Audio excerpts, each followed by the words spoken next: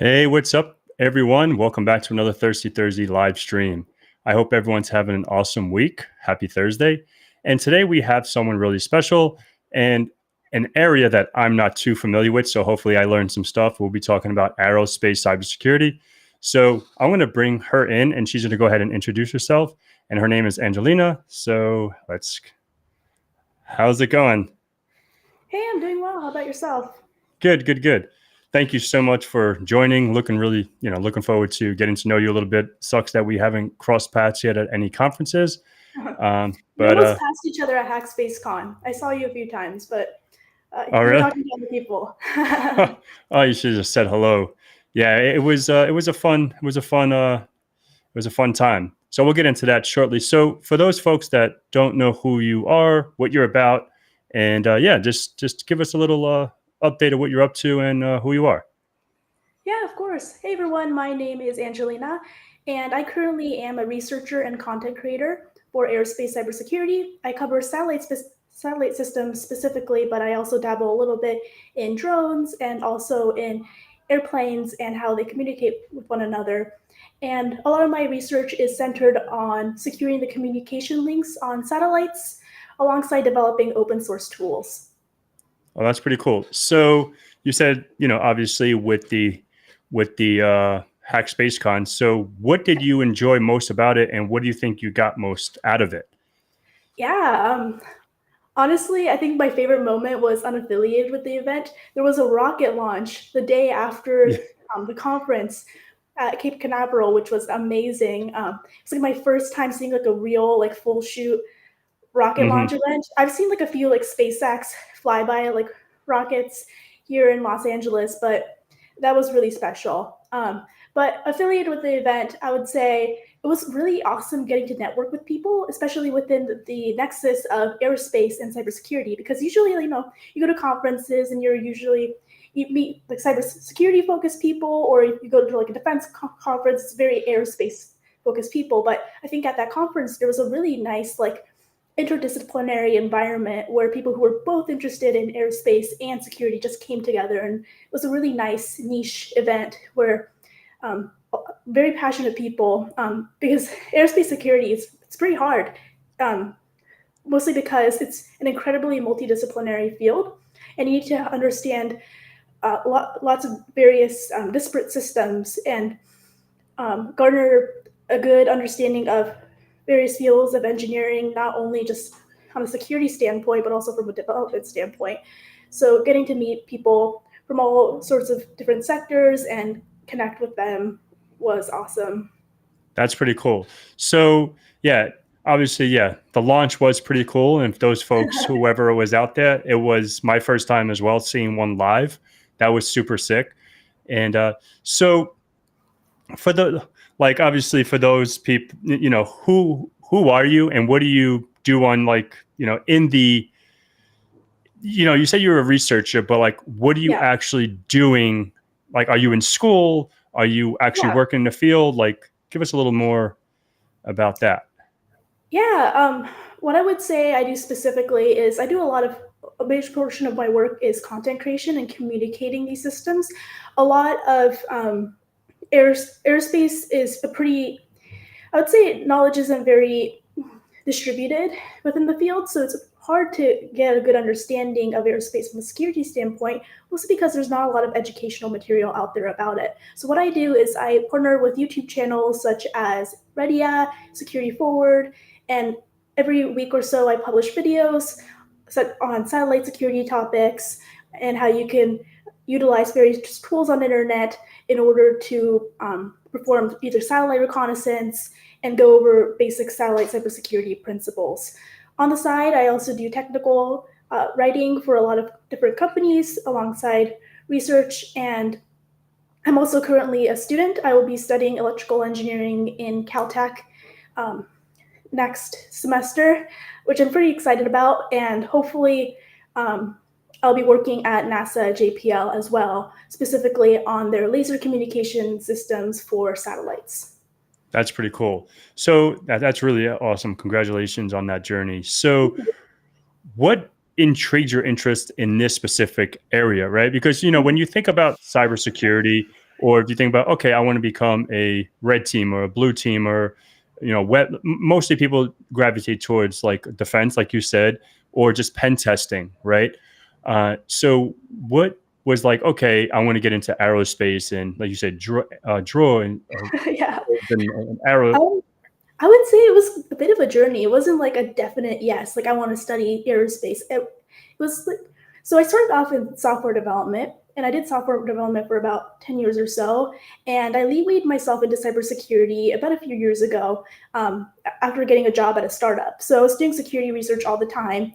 And I think it was about a year ago, I did a quick like research job offering at NASA where I was not really studying cybersecurity, but I was studying meteorites and like chemical compositions of meteorites, which is nothing related to like cyber. But um, but like while I was there, I met a lot of people and I was talking with a lot of people, and I was looking at the software that NASA writes, and they open source a lot of their software, and I'm like, a lot of this is written in 4chan. And if you don't know what 4chan is, it's a legacy programming language that's probably like used in like the 60s. Like it's very old, a lot of archaic code, either written in like really old C or 4chan. And I was like, why is no one talking about this? Because NASA does have a good software development team and they open source a lot of the software, but a lot of it wasn't up to date. And they're also having, I would listen to the news, and you would hear every once or so often, like they would have communication issues with their satellites, like the Voyager, which is the first satellite to ever study effects outside of our solar system. NASA's always having communication issues with it, either getting telemetry data or sending commands to it, or getting like garbled like binary that they can't decrypt. And there wasn't a lot of initiative in order to combat those issues. And that's what got me into it. It wasn't really like, oh, I was interested in space my entire life. No, I was interested in computers. I wasn't really interested in space, but I found a very niche industry that needed more professionals that were good at networking and good at computer science. That's pretty cool. That's pretty cool. I think it's super, super interesting. Even like when I went to, Hackspace Con and just walking around and just being in that, in that environment for, the couple days that we were there, it's like, okay, this is pretty cool. And obviously, are you going to any other conferences this year? Yes, I got a talk about reverse engineering satellite communications accepted at Layer 1, which is in Pasadena at the end of this month. I'll also be at DEF CON. Hopefully, I'll be talking a little bit about aerospace security there as well. And I'll be at the Hope Conference in New York. Nice, nice. So cool. Like that'll be awesome, to maybe cross paths again, but actually talk. That'll be pretty cool to pick your brain about this stuff. This stuff is so foreign to me. So that's why I was like, okay, this is a super interesting niche topic to talk about. So say, for example, let's get into the how do we get into this, right? Like how, someone like myself, let's speak on that for a second. I'm in, to the cybersecurity world and pen testing and all that stuff. How can I get into, or at least not maybe get into, but like get some understanding on a route to aerospace security? Like, how you can do like CTFs and all that stuff to get your mind in the hacking methodology, et cetera, et cetera. But how do we get into aerospace? Like we can't just go, hack a plane, So how do we get into that? Yeah, I mean, definitely like networking foundations will give you a really good head start into the field, and also having a little bit of development background in Python and C. But yeah, aerospace is so niche right now that there's not a lot of readily accessible resources around it. I would recommend starting off with communications intelligence with satellites, because that's the most accessible portion of the field right now. So getting your hands into like new radio, like really understand, because most of the attacks that happen that are targeting satellites, or even drones and even planes, are communications related. So giving a good understanding of RF fundamentals, using tools such as like new radio and like demodulation frameworks. If you're studying satellites specifically, I would recommend a tool called SatDump. And it lets you look through radio frequencies that are being transmitted by satellites. And a lot of those radio frequencies, they're not even encrypted. A lot of the satellites that are orbiting are in low Earth orbit are beaming down telemetry and data that didn't really have like any proprietary encryption protocols affiliated with them. So it's just free open data that you can receive and practice on. So when I first got started, I would just take like MP4 radio streams of various like communication satellites. It can be like GPS satellites, or like other like there's specific types of satellites called what are they called? Oh, birds. And they're like amateur radio satellites where amateur radio enthusiasts, like, these aren't like defense grade satellites. These are like low tier, low cost, like, a couple $1,000 little CubeSats that are beaming down telemetry. And sometimes they use like some kind of modulation scheme protocol or like some kind of encryption, but they're pretty basic and easy to hack into. So I would recommend getting a really good foundation of radio frequencies and a good understanding of open source intelligence tools for satellites. And that's pretty basic stuff. It's like looking up stuff on the internet. And I would direct you to, if you're interested in any of that, I make guides for a YouTube channel called Security Forward and Redia. So I would recommend checking that out. Also on my LinkedIn, I have a few resources available. And yeah, if you're not interested in satellites, if you're interested in like drones or airplanes, the same things apply as well. It's just like a different frequency range or a different protocol that's being used. But a lot of it is communications focused. Nice. And yeah, if you want to throw that in the chat, like how they can reach you and some of those sites, because I have no idea any of those sites. So if you could just throw that in the chat, that'll be pretty awesome. So that's really cool. That's really cool. So thank you for sharing that. So outside of the whole, tech roam in aerospace and drones and all that stuff, how do you stay? So how do you stay like up to date with all this? Like all this information. Do you just use Twitter? Do you use is there any specific kind of sites that you use to stay up to date? And obviously it would be cool to even, check it out myself. So that'll be, what I do, there's not like one specific single site I refer to. It's more like researching. But I keep a list of like top defense companies, alongside like aerospace companies, both in like the private and public sectors, and see what kinds of what kind of work they're doing. I would also recommend monitoring like different NASA centers, like NASA JPL, the NASA base in Florida near Cape Canaveral has a lot going on as well. Just like making sure you monitor their news streams. I have like an app on my phone that just gives me like latest NASA news, and I look through it every single day.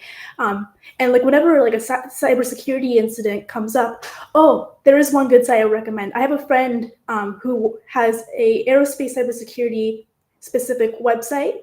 I think it's called spacesecurity.info, but I will make sure I put it in the chat once I find it. But he keeps researching space incidents that that are either like co-occurring or happens like once in a while, and he writes really nice like detailed articles on it. He did a research report on Viasat. Viasat recently had their modems compromised within the Ukraine area due to a jamming incident. And that caused a lot of repercussions. And what he does is he does a very in-depth technical analysis of the topics and like subjects that were affiliated with the specific attack that occurred. So I would recommend that site as well. I think it's called Space Security, but I'll make sure I find it. Cool. Awesome. So outside of like the whole aerospace, do you do any other security outside of that? Like, are you interested in any other like network pen testing or web app stuff or other fun stuff? Yeah. So when I first got into cybersecurity, I was specifically looking into Wi-Fi hacking and hardware hacking. So I have a lot of projects. If people want to check out my website or my GitHub, a lot of my early works were mostly like network analysis or Wi-Fi analysis tools. And a lot of like a few hardware hacks as well, where I would like, give myself a few hours to speed prototype, like a Wi-Fi reconnaissance circuit. I made one called the YCon kit a few years back that does packet monitoring on Wi-Fi attacks and checks for deauthentication and other types of Wi-Fi affiliated attacks. And I'm Yeah. also pretty into this is something I got into recently. I'm really interested of the intersection between artificial intelligence and cybersecurity. So I have a Hmm. few open source projects. I made one called Payload Wizard recently, which is a web application that allows you to both analyze and generate your own cybersecurity payloads. That's pretty sick. And you said that was called what? Payload Wizard. Payload Wizard. Yeah, I'll link the GitHub to it in the chat if anyone wants to check it out. That's awesome. Yeah. Like Owen said, like Wi-Fi hacking, that's something I've been doing for a very long time as well. And it was always something intriguing, right? And just, not only using like the cool Wi-Fi pineapples and Wi-Fi coconuts and, the Hack5 Yeah. devices. And Alex, I think he's up by you. He has a little, I don't know where he might, a little kitty. Oh, the Wi-Fi nugget. Yeah. Yeah. I used to work on that project. I used to write code for it. Oh, really? Yeah. It's awesome. It's such a cool little device. I don't know where it is. I thought it was right here. And obviously you can have, I have my flipper, and then I have the Wi-Fi dev board. Yeah. So you would think like something as pervasive as Wi-Fi, like everyone uses it, would be more secure, but it's like an open slate for hackers. Yeah, exactly. And that's super cool. And so I guess we can move into a little bit. And you said you did, Wi-Fi. You did some projects there. Have you done any certifications? Yeah, I mean, I did a few. I was on the process of getting like a CCNA a few years ago, but most of it is like impromptu learning. I really like development, so usually most of my cybersecurity knowledge came from like development and also startup work, working for a lot of companies and contracting for a lot of startups. Yep. Yeah, totally not. Hey, what's up, Rye? Yeah, like Wi-Fi. I guess he said Wi-Fi hacking is cool stuff, really helpful for drone hacking, but there are many fun protocols and frameworks to mess around with. But yeah, like where was it? In B-side Tampa. I believe it was B-side Tampa. Hannah from Dark Wolf Solutions, she was talking about drone hacking and stuff like that. And it was super, super intriguing because we don't think about what we can do with a tool that, people just get it just to fly around and have cool, a cool little gadget. And then it's like, this thing is really exploitable, Oh yeah. and it's like, we can take over the air traffic controller, like the actual thing where phones home or whatever. If you I'm just gonna say this out loud. Like all communications with our technology right now is facilitated by electromagnetic radiation patterns, just like different modulations and different frequencies. That's it. So if you understand it, you'll probably be able to exploit most systems out there today. Because all they use is radio and like different patterns of radio, or sometimes they use like the optical band if they're using laser communications. But yeah, it's all modulated zeros and ones that are being propagated across free space. And let's say you're able to intercept that kind of communication with an antenna. You have access to so much private information. It's unbelievable. Yeah. So have you done any engagements that you were either hired for, or any places that you worked that you actually were doing that? Like hacking? Yeah. That you can talk about, obviously. So a lot of my work has been communication centered. I would say, what am I allowed to talk about? Yeah, and you don't have to disclose any clients or anything like that. I can talk about my research that I as well. So I worked on a project a few years ago. I think it was a year ago, where I reverse engineered DJI communications.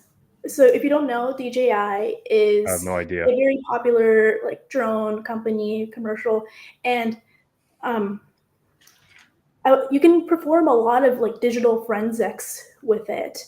And I created an open source tool called Drone Extract that allows you to look through the SD card artifacts. So every time a DJI drone takes off, it starts logging telemetry, its velocity, airspeed, GPS coordinates, and so forth. And it saves it onto its SD card. Mm-hmm. And what blue teamers can do with that information is, let's say drones are used to commit a lot of crimes, contraband drop-offs, voyeurism, spying, so forth. You can analyze the data that's being stored on the SD card and look for the telemetry values in order to pinpoint specific attacks that may be happening, or like when a drone is committing a crime. So that's one project I worked on. I do a lot of like side gigs where I try to reverse engineer satellite communication links. So like researching modulation protocols. Modulation is the process of converting binary, which is, electrical impulse data, zeros and ones, into waves so you can propagate it. So you can reach a person that's pretty far away, or like another machine that's pretty far away, so that information can get processed. And there's a lot of creative ways you can modulate bits, and a lot of satellite systems are pretty covert about it, where they use like, there's all basic sorts of types. So like there's FSK, frequency shift keying, where you use like the frequency of a wave to encode bits. So like a really fast frequency would be 1, and the really slow frequency would be 0. Yeah, amplitude shift keying, so forth. And there's multiple layers of that too. Like you can add encryption on top of it. So I really like doing signals intelligence stuff with satellites specifically, because it feels like a really big puzzle, because you don't know like what encryption protocols they're using. You don't know if they're user checking or not, whether the signal has been degraded over time. And also there's a timing element associated with it too. Usually satellites within low Earth orbit pass every 11 minutes or so. So you either have to like travel in a car, going like finding the orientation you have to go to, whether it's like in prograde or in retrograde, and tracking it down so you can intercept it with an antenna. So that I do a lot of projects affiliated in that realm as well. Nice. So obviously, I don't know if this is even possible to do it live, and if you have something, do you like ever like showcase this? Like, do you have a drone? Do you have a drone personally? Yes, I do. I have a DJI Mini 2, and the research I did was conducted on my own drone. Let me try to find the article really quickly. Yeah, the reason why I'm saying that is like it would be cool. Maybe not today. Maybe I can bring you back on, and we can actually showcase some of this stuff, right? Like, Oh yeah, 100%. because I think like showcasing this would be pretty neat. Because obviously I always keep it 100, right? Like I probably understood 13% of the last 30 minutes, right? I have no idea what the hell you were talking about, to be honest. But that's nor here or there. I just understood the ones and zeros and fast and slow, right? But Right. but yeah, I would really just like totally not a hackster, right? Like he was talking about like car hacking and stuff like that. And there's like an emulator that he was showcasing live that he can go in and do his fancy hack and sack and stuff. And it'll be pretty cool to actually see that live, right? Or like, and is it too much to ask? Like, is this something that you could do possibly now, or is this something that you would have to set up? I can show, like, a lot of my projects have visual elements attached to them. So like, I could totally like share my screen and let's do it. I don't normally do that. Yeah, let's do that, because I think this talk is more visual. It's not like talking about a pen test. 100%. How'd you got into the world of cyber, and but this thing is intriguing. So yeah. All right, yeah, I'll show my most visual project first. So if anyone wants to check out a lot of my projects, they're on my GitHub here. It's like my hacker username, ANG13T, and I guess I'll showcase Flycatcher first. So this is a device I created a few years ago that detects for aircraft spoofing, and it does this by monitoring a technology called ADSB. ADSB stands for Automatic Dependent Surveillance Broadcast, and it's the way that airplanes communicate with each other and with ground stations, so we could keep track of it. If you have a app on your phone, such as like Flight Radar or ADSB Exchange, that lets you keep track of like commercial airline flights or like small general aviation flights, that's using ADSB. It allows us to keep track of a aircraft's altitude, airspeed, where it's located. And one big flaw in ADSB is that it's both unencrypted and it's unauthenticated, meaning that any ground-based hacker with a transmitter could blast out signals on the ADSB frequency, 1090 megahertz, in order to create ghost aircraft. And that's what's called spoofing. Spoofing is when you create a false signal that looks true but isn't true. And that's a huge deal, especially when you're dealing with like huge airports like LAX or like any like in New York. It gets like the airspace there is already super hectic. And with this really insecure a lot of aviation technology is old. It hasn't been revamped. FAA is getting a lot better at that, but ADSB is like it still stands out as one of the more archaic technologies that doesn't have cybersecurity embedded in it. And making it so that any ground-based hacker could effectively like transmit a false signal at like a place like LAX and cause a fake plane to appear out of nowhere. And that would cause a lot of havoc, especially amongst ground operators who think there's an airplane in the sky and then they have to figure, like, ground control is really, really difficult. You're trying to keep track of like 10 planes as they fly, making sure they get safely and they taxi to the right location. Adding a fake ghost airplane that's like doing random stuff makes it even harder and cause a lot of havoc in airports. This could cause flight delays, collisions. It's really nasty stuff. So in order to combat this issue, I made a pretty cheap Raspberry Pi based device called Flycatcher. And this is what it looks like. You can zoom in. This is it right next to a Piper Sport Cruiser. I used to fly planes a lot, and the Piper Sport Cruiser is still my favorite. But this is what the device looks like. You can see it's pretty simple. It has a charger bank that's powering the Raspberry Pi that is embedded inside of this case enclosure here that's held together using 4 screws.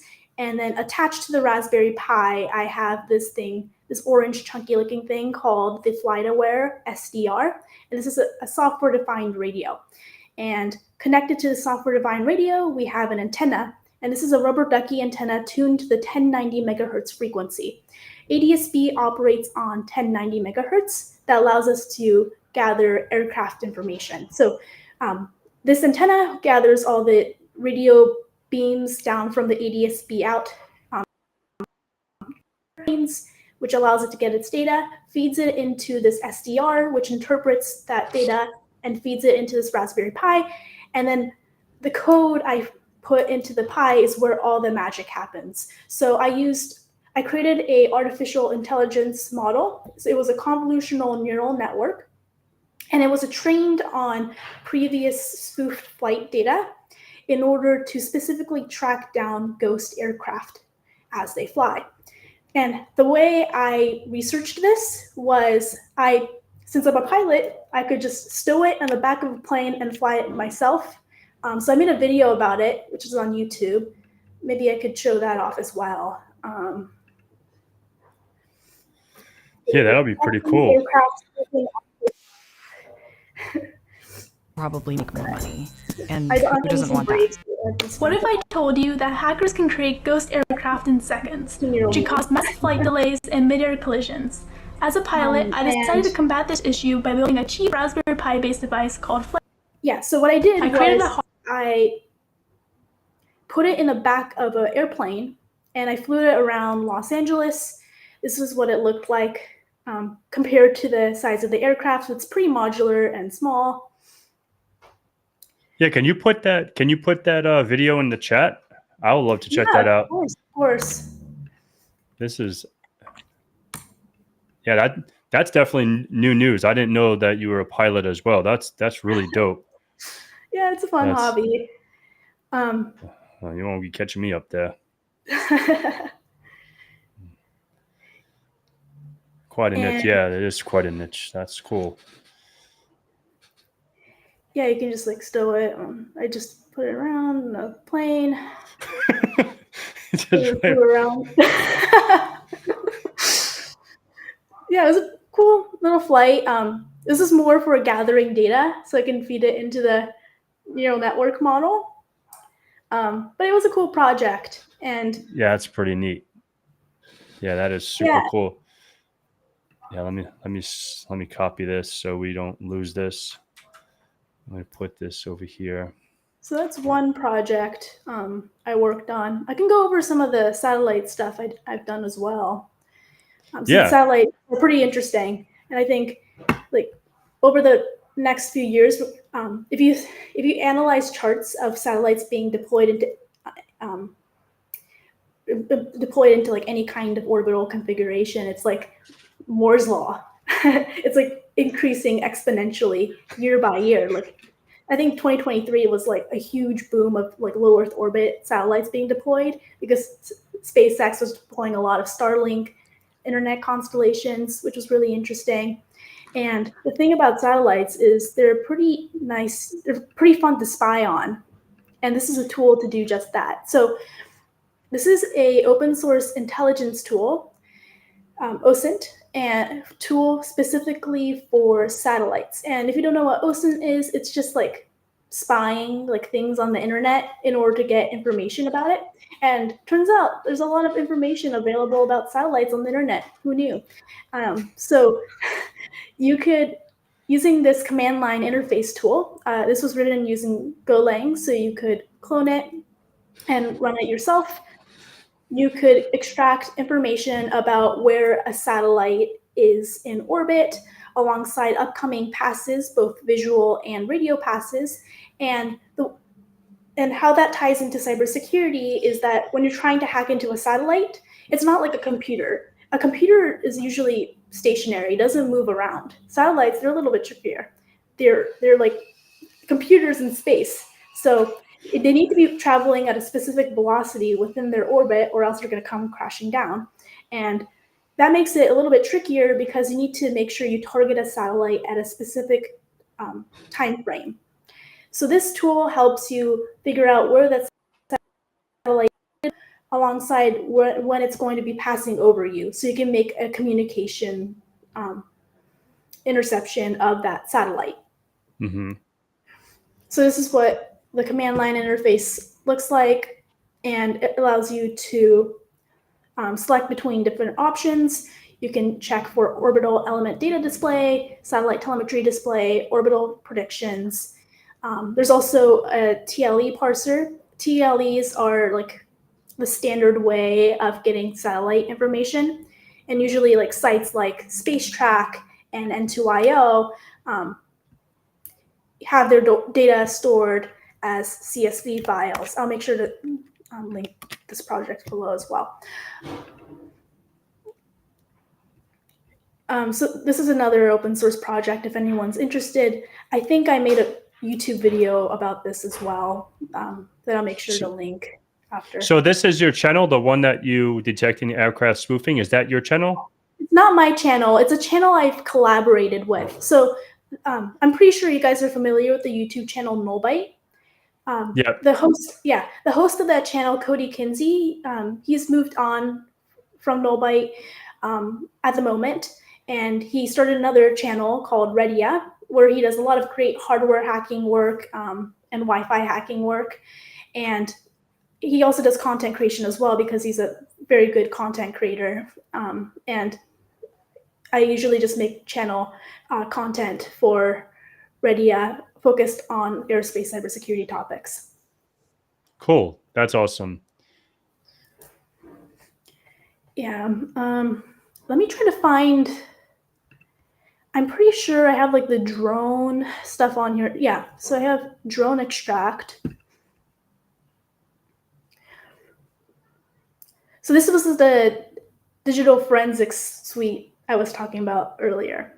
And what this does is it's an open source tool, and it allows you to analyze drone sensor values, telemetry data, visualize drone flight maps, like you can see where a drone is going, audit for criminal activity, and extract pertinent data within multiple file formats. Drones export their data in multiple file formats: SRT files, DAT files, CSV files. You have like a plethora of like output file formats. So this tool consolidates and streamlines all that data and allows you to like visualize it and interpret it. And it's really good, I would say, from a defensive standpoint. So you know where a drone has been, what sorts of activities it's been conducting. And you can see here, it's like a generic command line tool. There's no like user interface, and it's pretty straightforward. So you can see here, this is DJI file parsing, where it looks over file formats in CSV, KML, and GPX, and parses that data and tabulates it so you can see all sorts of information that's being stored. So you can see here, there's the time, the date time, GPS, the height. geolocation. Okay. Yeah. And some of these like telemetry values are pretty interesting too, like voltage and current being supplied to the drone's batteries, because usually like criminal activity, like contraband drop off, usually you have like when the contraband is on the drone has a heavier mass. Yeah. It'll probably be using more electricity. But once it drops it, let's say like it drops off, I don't know, some like a legal substance at a prison or something, its mass gets lighter, so it uses less voltage, and you can use like really interesting telemetry values, plot them over time. So this is a plotter that plots some of these values. So this is plotting height above takeoff. So this looks like the aircraft is like ascending. But you can like plot things effectively like current and voltage. So like let's say like I have a really, really high current and then it drops suddenly. It'll be like, oh, this drone probably dropped something off. No, it makes sense. This thing is like, this stuff is intriguing because I always wanted to get a drone, but the thing is with me, as well as our friend Myro, I buy all these gadgets and I never use them. Right? They look pretty on the shelf, and that's what was always holding me back from a drone. It's like, I'll probably play with it for a weekend and it's like, oh, now it's just gonna sit in my house. It's not new anymore. It's like a toy, just like throw it away. Yeah. Yeah, exactly. So that's what it's like. But, this stuff is definitely super intriguing. Like, getting your own drone, tinkering with it, seeing, like you said, the telemetry data and seeing how like in flight, this is like I said, this is all foreign to me. Like all this stuff is such a, such a foreign topic, but it's definitely super intriguing because like you said, like the criminals, they're using this to drop off, drugs or whatever at the jails or prisons. Yeah. And to see during an investigation, just seeing, okay, like, the battery life, it was consuming XYZ during this 10 minutes and all of a sudden it's going way down. Where was it? Right. And the geolocation, where was it at that specific time? Okay. It was over this prison. So maybe there's going to be something going on in there so that, the cameras can look and like, it's just super, super interesting, especially if you're going the forensics route and going into that world. So it's definitely, that's super, obviously, thank you so much for sharing this stuff. One day, maybe if I go out there, maybe if you're at DEF CON, maybe you should bring a drone, and I would love to see this stuff in real time, and like see it really in action. And maybe I'll look at just like, obviously offline, you can just send me some drones that are actually like beginner friendly. I don't want to be spending thousands of dollars for another paperweight because I've already done a lot of that already. But that's super cool. So yeah, like, obviously if anyone wants to learn this stuff, like, so, and this might be a silly question because I'm retarded. So like with this, like where do we put this? You know what I mean? Like, so now I get, I get cloned as GitHub. Are we putting that on the Raspberry Pi with the little orange dongle thing? Oh yeah. So this, great question, by the way. No question is ever stupid. We're all learning. Like, yeah, this is. I've been studying this stuff for a really long time. That's why I could talk extensively about it. We all have specializations. Yeah, great question. I would say, so this tool is meant to run separate from the drone, meaning like you have access to the drone. Let's say it was like compromised, like it committed the crime, but you were able to find it. Like that's the case where it's a very specialized tool. That's when you would use the tool. So you get the SD card and you extract it from the drone that committed the crime. You can effectively plug it into any machine. So as long as like, okay, I gotcha. Mm-hmm. So this is analyzing the card that resides on the drone that we were able to, we're investigating. And now we put this into maybe like, an SD reader, and then we use this tool to access the data that resides on there. Yes. Gotcha. Okay, that's where I was a little lost. I was like, okay, like I understand this tool, but I get this cool little tool. Now what the hell do I do with it? That makes sense. Cool. Thank you for that clarification. Yeah, this is super dope. Like totally not a hackster said. Like this is pretty interesting. So we have about 16, 18 minutes to the top of the hour. Obviously, I want to put in give some time for any Q&A. And so thank you so much for sharing this. This is super cool. And so what is your, I guess we'll just bring it like this. Let's see. I stopped screen sharing so you can, Yeah, there we go.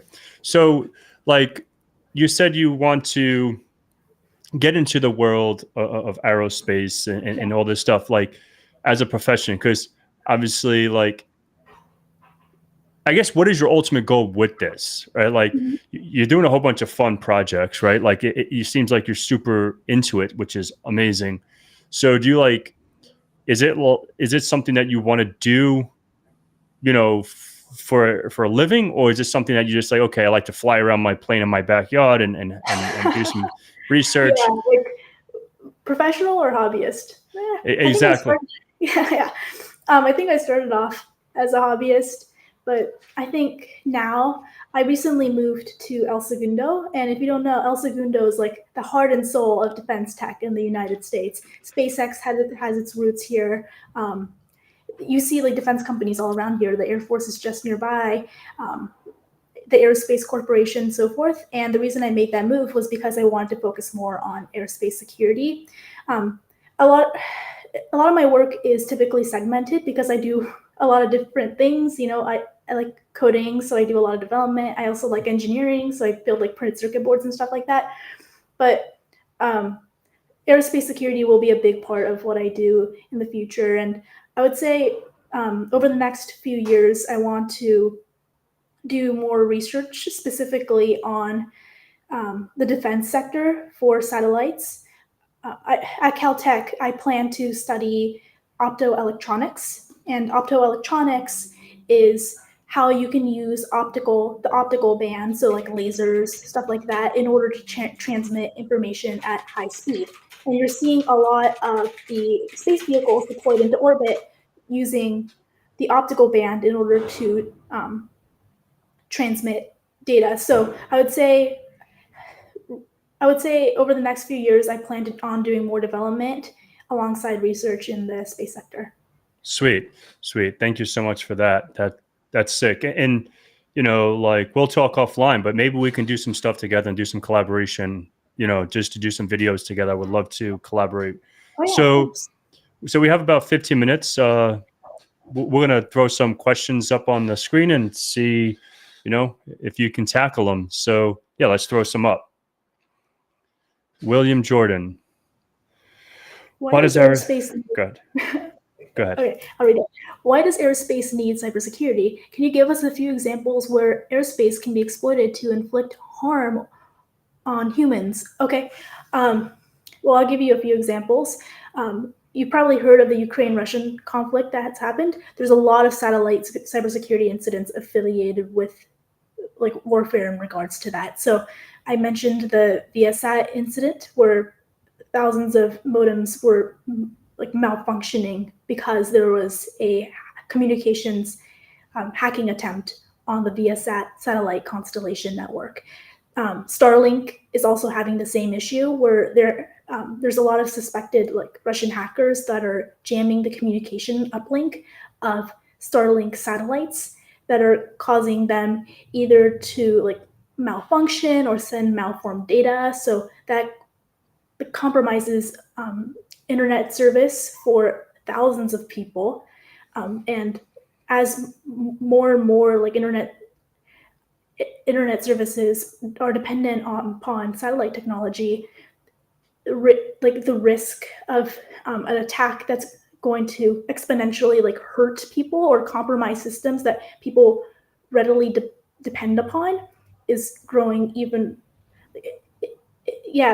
It just, as an aerospace cybersecurity researcher, it really frustrates me how cybersecurity hasn't really kept up within the field, because the impact, like as more humans depend upon these technologies, the impact of a single attack, just one attack, could compromise so many satellites, because usually they're configured within a mesh network or some kind of network and they're communicating with one another. So if one goes down, at least a few more are going down, and that's at least like a couple thousand people that are going to be affected.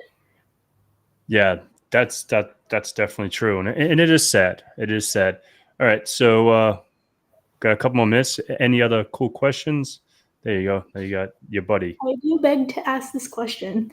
What, in your opinion, is dangerous about drone hacking, in particular from a software reverse engineering standpoint?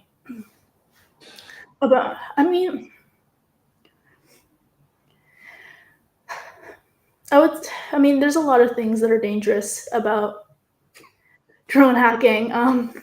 It's like hacking any other system, but I would say specifically with drones, there's a lot of concerns about voyeurism. Like, drones log a lot of information, a lot of data, and since they have an aerial viewpoint, they can get access to locations that are highly confidential. And if a drone system were to be compromised, either like eavesdropped or like having some kind of physical security auditing process that is imparted on it, you can get access to a lot of sensitive information. So I'd say from a defensive standpoint, that's not very good. You don't want, it's data is data, but you don't want data in the wrong hands. Mm-hmm. Fair enough. Fair question. I mean, fair answer. Any other cool questions? Let's see. Angelina, do you think the cybersecurity of satellites will get better or worse with the private sector taking over from nation? Oh, that's such a good question.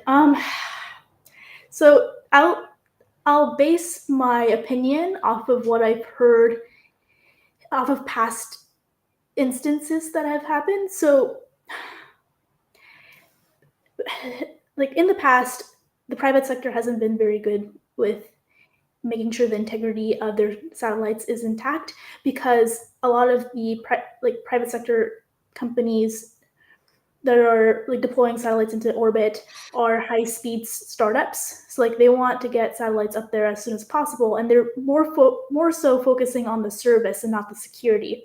So there's this huge term within aerospace cybersecurity called secure by design, and this is just embedding cybersecurity within the engineering process. But the thing about that in the private sector is, in the private sector, you want there's a lot more speed going on. There's a lot more development going on, because obviously there's more risk, so you can't afford to waste time on things. And a lot of these companies, what they do is they put cybersecurity on the back burner, and they're like, we don't have time. We need to focus on developing a satellite and putting it into orbit that provides a service. And there's one huge flaw in that reasoning, is that what if you're not thinking about it in the long term? And a lot of these companies don't think about security and how it's going to affect them in the long term, and it's a reasonable statement to make, because there hasn't been a huge satellite incident that's ever happened, even though satellite systems are very vulnerable, but there's not like one big one, like you don't really hear it within public discourse. You don't like really hear about satellite hacking. It's like a very niche, like defense kind of like weird subject right now.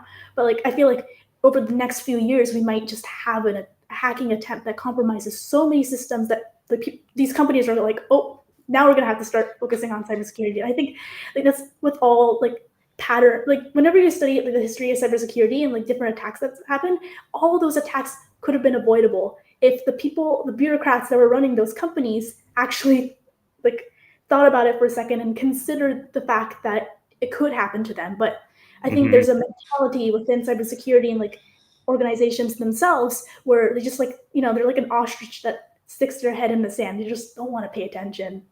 And because you assume it's not going to happen to them. All right. Sounds good. Throw that up there. So yeah, that's, there you go. Some drones store videos as well. Will this tool be able to recover recorded videos and pictures as well?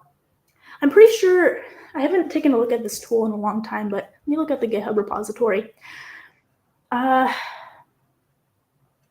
So it says on the GitHub repository, it supports CSV, KML, GPX, and TXT. However, I do remember using some kind of, so there's a generic EXIF analysis tool. So it does allow you to analyze assets and images. You can't recover it, but it can analyze images that were taken by the drone and figure out more information. So you can analyze like drone EXIF data, and usually that's used to figure out like the camera model the drone used, so you can be more specific about like the target drone alongside like the date and time the picture was taken. Cool. We have time for a couple more, and I love to get into my aerospace cybersecurity as I have an aviation background. What should I start with? If you have an aviation background, I would recommend looking into ADSB from a cybersecurity standpoint, and that's a good, like, figure out how to demodulate ADSB signals and interpret them. That's going to teach you a lot about reverse engineering packets, and then you can translate that skill set onto airplanes, specifically like analyzing bus avionics communications that takes place internally within the plane, and also other like aerospace systems as well, like with satellites and drones. Cool. Awesome. All right. So we'll take 2 or 3 more. Do you have any other one? Is the shift away from nation-state actors with defense budgets towards private organizations, Starlink, Viasat, OneWeb, and Eutelsat, worrying to you, or is it better for the industry?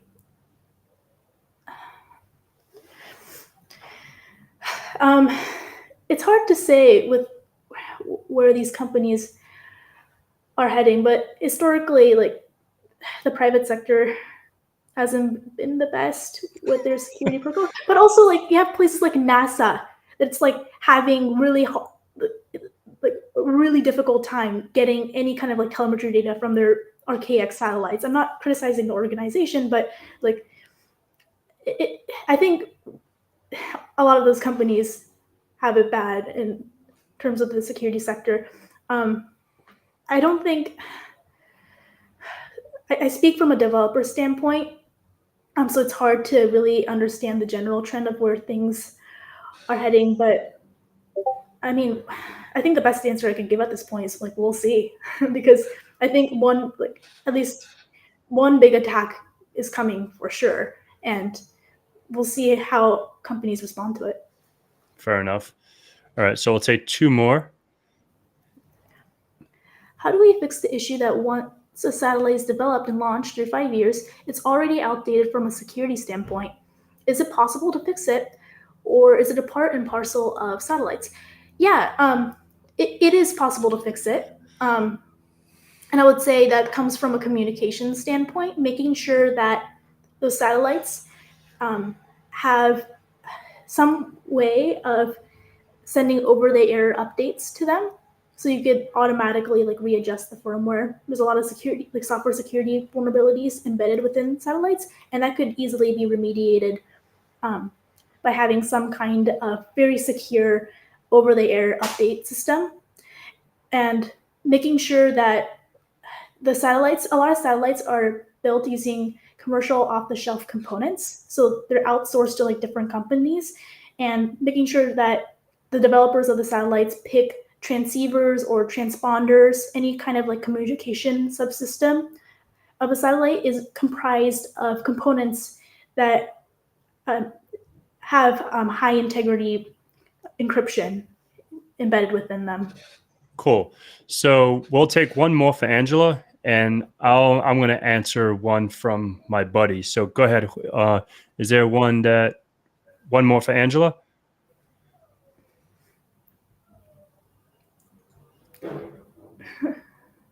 No. I guess this one. If you have a pen test course, do you mind sharing? Yeah, I do have a course specifically on satellite hacking with Pentest Magazine. I will try to find it and link it in the chat. And then this one, I guess, is for me. I met this fella, so thank you so much for joining. But what would your advice be for someone that wants to get into red teaming that has, going for development? So obviously I don't come from a development background. I think we talked about this a little bit, but obviously always my recommendation, it all depends on what you want to do in pen testing and red teaming.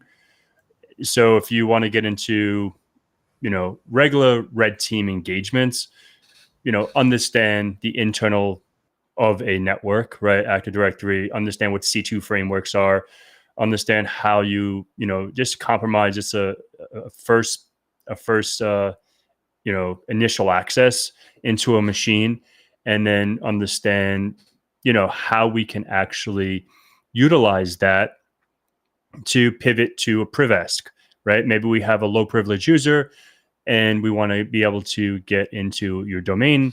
Everyone thinks, DA is the King Kong of internal engagements, but it's, I've been on engagements. They don't care if you get the DA account. They want to see if you can get into their HIPAA data that resides on a file server, right? It all depends on what the objective is on an assessment. But, definitely hit me up, and we can walk through some fun stuff. And yeah, that's my answer there. It is the top of the hour. Obviously, I want to respect your time, and thank you so much. And hopefully we can, get together again, do some more, some hack and sack in the satellites. And I definitely want to pick your brain offline. And so thank you so much. And before we go, what is some ways that people can follow you, connect with you on all the socials, and whatever you want to share, go ahead and share it. And, I would direct people to my website. I have pretty much all my socials on there. I have Twitter, LinkedIn, GitHub too. That's where I pretty much publish all my open source research. So if you're interested, those two links are linked in the chat right now. Yeah, and I typically do documentation reports about each of my projects and videos. So I would be on the lookout on the Redia and Security Forward YouTube channels for live video coverage on some of the tools I make. Cool. Awesome. We got those. Throw them in. Thank you so much, and have an awesome day. And if you guys are hockey fans, I don't know if you are, but the Rangers on my team, as you can see, hopefully they win tonight. I don't even know what the score is. And yeah, they actually played the Kings 10 years ago, right, in the Stanley Cup. So we'll see how they do this year. But much love, many thanks for so much, and keep killing it, Ange. I appreciate everything you're doing, and talk to you on the flip side. Take care. Bye.